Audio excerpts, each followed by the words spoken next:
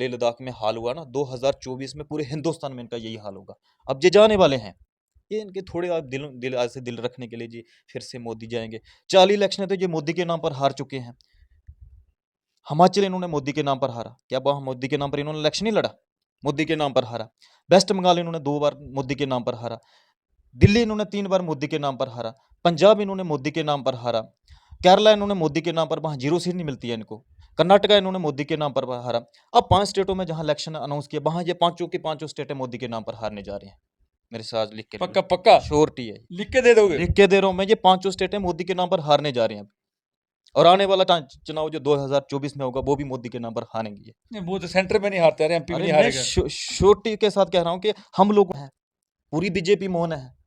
इनका जो national media जो इन्होंने खरीदा हुआ वो मौन है। कभी दिखाते हैं कि मणिपुर में आज भी हालत ठीक नहीं है, कि किस तरह से उधर दूसरे तबके की महिलाओं को नंगा करके रोडों पे घुमाया गया और किस तरह से उनके साथ अत्याचार हुआ। जेपी और आरएसएस का एक चलाया हुआ प्रोपेगेंडा है कि हिंदुओं के एंटी हैं, ये तो अंग्रेजों के दलाल हैं। इनके जितने भी जो इनके जो अपने इनके पूर्वजन हैं, जिनकी जो भक्ति करते हैं, गुडसे के मंदिर बना के घूमते हैं, तो वो सारे अंग्रेजों से पेंशन लेते थे, जो इनके बड़े 10 साल होने वाले हैं। तो भैया हम इनसे पूछते हैं कब काला धन आएगा, कब लोगों के खाते में 15 लाख आएगा, कब जो इन्होंने वादा किया था कि हम हर साल जो पढ़ा लिखा यूथ है उनको 2 करोड़ नौकरियां देंगे, तो वो कब मिलेगी हमारी नौकरी? हम इनसे पूछ रहे हैं। राम राम, आप देख रहे हैं पहाड़ी एक्सप्रेस। तमाम दर्शकों का हार्दिक स्वागत है, और जो दर्शक हमारे नहीं भी हैं फर्स्ट वाले बोलते हैं उनका भी हार्दिक स्वागत करते हैं, और साथ साथ उनकी रिक्वेस्ट करते हैं कि चैनल को फॉलो करिए। जैसे ही आप चैनल को फॉलो करते तो हमारे इन जैसे लीडर, यूथ लीडर के जो जितने भी हैं उनकी आवाज़ जाती है प्रशासन तक, और प्रशासन इसके ऊपर कार्रवाई करता है। चलिए, हमें इनसे आज कोई ज़्यादा बातचीत नहीं है। कांग्रेस के लीडर हैं, यूथ के लीडर हैं, इनका राम सिंह नाम है, ये उधमपुर के हैं। तो इस वक्त हम लोग कटरा में आए थे, तो कटरा में हमने सोचा कि चलो जाते जाते इनका थोड़ा सा जो लेह लद्दाख के अंदर जो उपलब्धि मिली है उसके ऊपर थोड़ा बातचीत करते हैं। चलिए, सबसे पहले राम सिंह जी, आपका हार्दिक स्वागत है पहाड़ी एक्सप्रेस न्यूज़ के अंदर। शुक्रिया पहाड़ी एक्सप्रेस न्यूज़ का, क्योंकि मैं मैक्सिमम देखता रहता हूं कि पहाड़ी एक्सप्रेस न्यूज़ जो है, जो जेन्युइन मुद्दे हैं लोगों के, उनको रेज़ करती रहती है। इसके लिए आपको बहुत बहुत शुक्रिया सर। अच्छा, जो अभी अभी रिज़ल्ट आए आप लोगों कांग्रेस, तो पहले क्या थी, और या बीजेपी की तरह बीजेपी का कहना है, लीडरों का कहना है कि भाई वहाँ तो सिर्फ हमें तो पहले तो 1 ही मिलती थी, इस बार तो 2 मिल गई, अभी 2 से भी बड़ा खुश हो रहे हैं।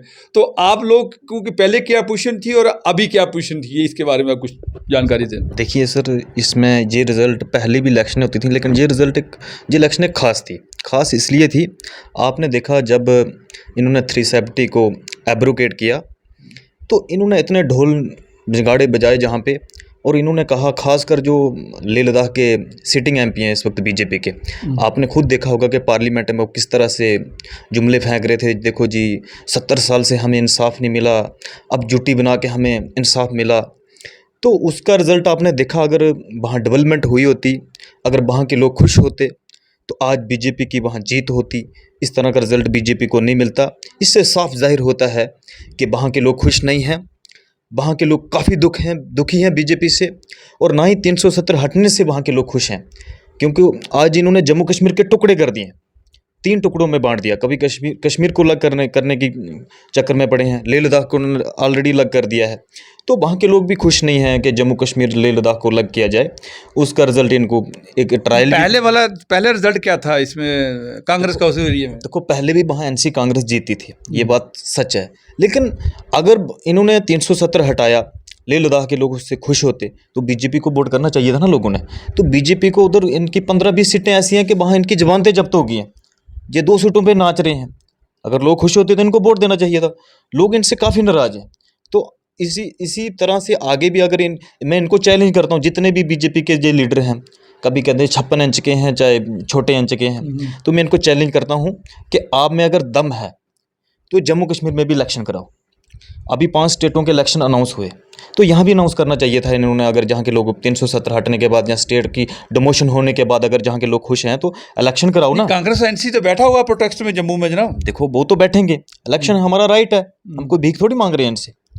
अगर डेमोक्रेटिक देश में रहते तो यहाँ भी इलेक्शन होना चाहिए ना। यहाँ किस वजह से इलेक्शन, एक तरफ से जो हमारे होम मिनिस्टर साहब हैं वो दुनिया में दिखाते हैं जी किस कारण से इलेक्शन नहीं करवा रहे हैं, आपको क्या जानकारी है? अपने हार के डर से इलेक्शन नहीं करा रही। साफ लफ्ज़ों में यही है हमारा कि ये अपनी हार से डरी हुई है। इनको पता है कि अब इनकी सरकार जम्मू कश्मीर में अभी क्या कभी भी नहीं बनेगी। अब इन्होंने जो जम्मू कश्मीर के साथ किया है, जो जम्मू कश्मीर के लोगों के साथ इन्होंने विश्वासघात के, कोई वर्ग इन्होंने छोड़ा नहीं है जिसके साथ इन्होंने धोखा नहीं किया। किसी भी कॉन्स्टिट्यूंसी में चले जाओ, इन्होंने पता नहीं क्या क्या लोगों को जुमले फेंके, उसके बाद बोलते हैं जी ये तो जुमला था, मतलब वादे करने के बाद ये जुमला था। तो इन्होंने कहीं भी अपना प्रॉमिस पूरा नहीं किया है। 370 इन्होंने कहा था कि ये 370 इधर बहुत बड़ी दीवार है, वो यहाँ डेवलपमेंट नहीं होने देता है, जहाँ रोज़गार नहीं आने देता है। 370 हटने के बाद जहाँ रोज़गार के ढेर लगा देंगे, जहाँ फैक्ट्रियाँ आएंगी, जहाँ कंपनियाँ आएंगी, जहाँ रोज़गार ही रोज़गार मिलेगा युवाओं को। तो क्या मिला? आज जम्मू कश्मीर बेरोज़गारी के हिसाब से पहले नंबर पे आ गया। तो महंगाई देखो आप, इन्होंने कहा था कि हम 100 दिन के अंदर महंगाई कम करेंगे, 100 दिन के अंदर काला धन वापस लाएंगे। अगर काला धन वापस आया तो हर इंसान के खाते में 15-15 लाख आएगा। अरे भैया अब 9 साल कंप्लीट होने वाले हैं, तो मैक्सिमम इनकी सरकार के सारा पीरियड कंप्लीट होने वाला है, 10 साल होने वाले हैं। तो भैया हम इनसे पूछते हैं कब काला धन आएगा, कब लोगों के खाते में 15 लाख आएगा, कब जो इन्होंने वादा किया था कि हम हर साल जो पढ़ा लिखा यूथ है उनको 2 करोड़ नौकरियाँ देंगे, तो वो कब मिलेगी हमारी नौकरी? हम इनसे पूछ रहे हैं आज। हमने भी 2014 में बीजेपी को वोट किया है, 2019 में बीजेपी को वोट किया। तो फिर काफ़ी इनसे तंग आ गए, इनकी जुमले सुन के ना हमने इनसे इस्तीफा किया। तो फिर से हमने कांग्रेस का दामन थामा कि भाई बढ़िया थी कांग्रेस जो भी करते थे। चलो कांग्रेस तो बढ़िया थी, कांग्रेस भी हमेशा हिंदुओं के अगेंस्ट में काम करती है। ये सिर्फ देखो ये बीजेपी के प्रोपोगंडा है। इससे पहले जब कांग्रेस पावर में थी तो मैक्सिमम लीडर तब कांग्रेस में थे, तब हिंदुओं के विरुद्ध में नहीं थी, जब पावर में रहना होता है। अभी आपके सामने ताज़ा एग्जांपल देता हूं मैं, हिमाचल में 97% लोग हिंदू रहते हैं, तो वहाँ के लोगों ने इनको रिजेक्ट कर दिया। क्या वो हिंदू नहीं है? क्या बीजेपी कोई हिंदू धर्म है? आरएसएस कोई हिंदू धर्म है? मोदी कोई देश है? जो गलत करेगा देश उसके खिलाफ हम बोलेंगे, ये कोई देश थोड़ी, ये हमारा डेमोक्रेटिक राइट है। अगर कोई गलत करता है तो उसके खिलाफ हम बोल सकते हैं। जैसे कोई बीजेपी के खिलाफ बोलता है तो ये कहते हैं जी देखो जी हिंदुओं के खिलाफ बोल दिया, आरएसएस के खिलाफ बोलेंगे देखो जी हिंदुओं के खिलाफ है जी। अगर मोदी के खिलाफ बोलेगा कोई तो देखो जी ये देश के खिलाफ। वो कैसे हो गया भाई? मोदी कोई देश थोड़ी है, कई प्रधानमंत्री आए कई आएंगे, कोई देश थोड़ी है। हम उसकी रिस्पेक्ट करते हैं कि हमारे देश के प्रधानमंत्री हैं, लेकिन एक उस कुर्दे की देखिए ना, मतलब देखिए ना कांग्रेस की जो जितने भी लोग हैं, जितने भी आप लोगों के लीडर हैं, तो वो तो सारे मतलब कि मुस्लिम ही लोग खास करके ज़्यादा वही जुड़े हुए हैं कांग्रेस के साथ। अब देखिए कि लड़ाई चल रही है इजराइल के अंदर, वो देखिएगा कि वो ये हिंदू मतलब हिंदुस्तान है, इंडिया है, वो भी उनके वाह में कर रहे हैं उनके खिलाफ। क्या ये क्या कारण है? देखो हिंदुस्तान से ऐसा कुछ नहीं है। अभी आप कह रहे हैं कि देखो जी मुस्लिम हैं लीडर हैं इसमें ज़्यादा में। अब जाओ राजस्थान में, क्या अशोक गहलोत हिंदू नहीं है? हिमाचल जाओ, सुखविंदर सुक्खू जो ठाकुर सुखविंदर सुक्खू जी हैं, क्या वो हिंदू नहीं है? या अदर लीडर्स बहुत सारे, सचिन पायलट जी हैं, क्या वो हिंदू नहीं है? और कई लीडरों के मैं आपको नाम बता सकता हूँ, क्या वो हिंदू नहीं है? जम्मू कश्मीर में कितने लोग हैं? इससे पहले वो तो हमेशा एंटी चलते हैं, हिंदुओं के तो एंटी चलते हैं। ये यही कहना कांग्रेस इसलिए बैक फुट पे जा रही है और कुछ नहीं। देखो सर ऐसा कुछ नहीं है, ये बीजेपी और आरएसएस का एक चलाया हुआ प्रोपेगेंडा है कि हिंदुओं के एंटी हैं। ये तो अंग्रेजों के दलाल हैं। इनके जितने भी जो अपने इनके पूर्वजन हैं जिनकी जो भक्ति करते हैं, गुडसे के मंदिर बना के घूमते हैं, तो वो सारे अंग्रेजों से पेंशन लेते थे। जो इनके बड़े बड़े मुखबर हैं जिनकी जो भक्ति करते हैं, तो वो अंग्रेजों से पेंशन लेते हैं। तो जब देश आज़ाद हुआ तो सबका इसमें योगदान है। कोई कहेगा कि सिर्फ हिंदुओं ने कराया, तो ये बात तो है नहीं कि सिर्फ हिंदुओं ने देश को आज़ाद कराया। जब देश की आज़ादी मिली तो सब लोगों ने मिलजुल के देश के लिए लड़ा। हिंदुओं ने भी लड़ा, मुसलमानों ने भी लड़ा, सिखों ने भी लड़ा, ईसाइयों ने भी लड़ा, तब जाके हिंदुस्तान को आज़ादी मिली है। जहाँ आरएसएस वालों ने हिंदुस्तान को आज़ादी नहीं दिलाई है, ये बीजेपी वाले तब पैदा हुए। बीजेपी ने एक काम तो अच्छा किया ना, देखो 3 तलाक को खत्म किया, तो 3 तलाक को। और देखिएगा जितने भी आज लाभ बना है हिंदुस्तान का, लाभ बुक उठा के देख लीजिए कि आपको भी इतनी नॉलेज नहीं, मुझे भी नहीं है। लाभ देखिएगा तो सारे मुस्लिम फेवर बने हुए हैं, लेकिन कोई भी हिंदुओं के नहीं। पूछूंगा जैसे आपने 3 तलाक की बात की, मुझे बताओ कि 3 तलाक से हम हिंदुओं को क्या फ़ायदा? जहाँ हमारी हिंदू जो माता बहन है उनको क्या फ़ायदा इसका? मुझे बताओ। अब हिंदू करते हो तो 3 तलाक से हिंदुओं का क्या लेना देना? मुझे बताओ। नहीं 3 तलाक के लेने, देखो ना 3 तलाक लेके मतलब एक नारी का अपमान था, नारी का अपमान था। ये काम तो किया ना मोदी जी ने। ये एक पॉलिटिकल एजेंडा है। कि जी देखो जी हमने कर दिया। अगर ऐसा तो एक फिर छोड़ दी, एक 3 तलाक कर दिया, तलाक देखो 3 बार कर ऐसा दिया, छोड़ दिया, दूसरी ले ली, कानून में तीसरी ऐसा कर दिया। कानून में ऐसा इनके लिए कहीं भी नहीं था। जिनके अपने अभी क्या महिलाओं के साथ अत्याचार नहीं हो रहा है?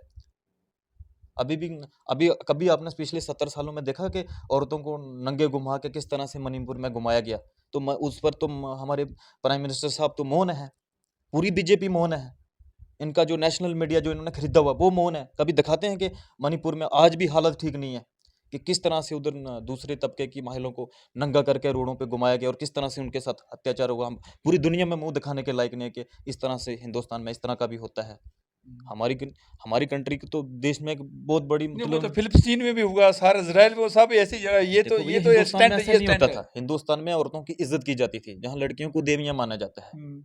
और औरतों को माता माना जाता है। कि इसी तरह से किसी भी कभी भी हिंदुस्तान में देखने को नहीं मिलता। हाँ, छोटे मोटे घटनाएं होती थी, लेकिन इस तरह का कभी पहले देखने में नहीं आया। आप भी मेरे से बड़े हैं, आप भी हिस्ट्री उठा के देख लीजिए कि ऐसा कभी नहीं हुआ है।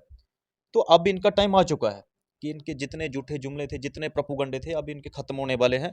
और मैं दावे के साथ कहता हूँ, जैसे इनका करगिल लेह लद्दाख में हाल हुआ ना, 2024 में पूरे हिंदुस्तान में इनका यही हाल होगा। अब ये जाने वाले हैं, ये इनके थोड़े आप दिल आज से दिल रखने के लिए जी फिर से मोदी जाएंगे। 40 इलेक्शन तो ये मोदी के नाम पर हार चुके हैं। हिमाचल इन्होंने मोदी के नाम पर हारा, क्या वहाँ मोदी के नाम पर इन्होंने इलेक्शन नहीं लड़ा? मोदी के नाम पर हारा। वेस्ट बंगाल इन्होंने 2 बार मोदी के नाम पर हारा। दिल्ली इन्होंने 3 बार मोदी के नाम पर हारा। पंजाब इन्होंने मोदी के नाम पर हारा। केरला इन्होंने मोदी के नाम पर, वहाँ 0 सीट नहीं मिलती है इनको। कर्नाटका इन्होंने मोदी के नाम पर हारा। अब 5 स्टेटों में जहाँ इलेक्शन अनाउंस किया, वहाँ ये पांचों की पांचों स्टेटें मोदी के नाम पर हारने जा रहे हैं। मेरे साथ लिख के ले लो। पक्का पक्का श्योरिटी है, लिख के दे दोगे? लिख के दे रहा हूँ मैं, ये पांचों स्टेटें मोदी के नाम पर हारने जा रहे हैं।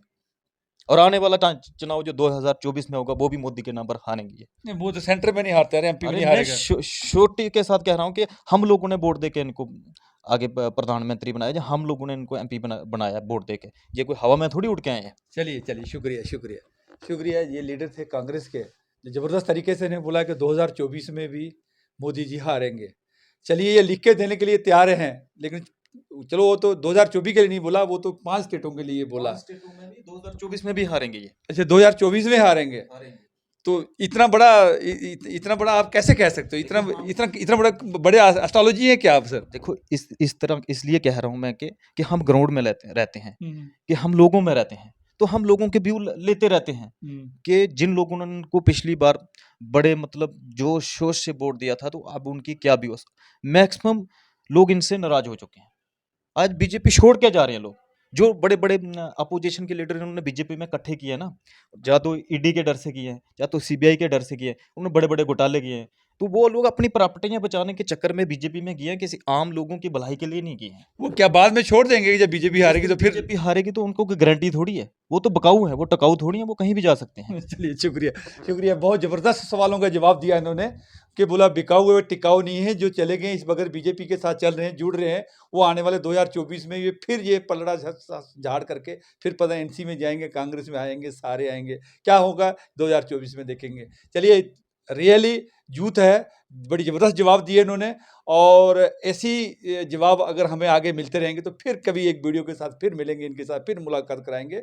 और तब तक के लिए मुझे कैमरामैन के साथ है, मुझे इजाज़त। नमस्कार, जय हिंद।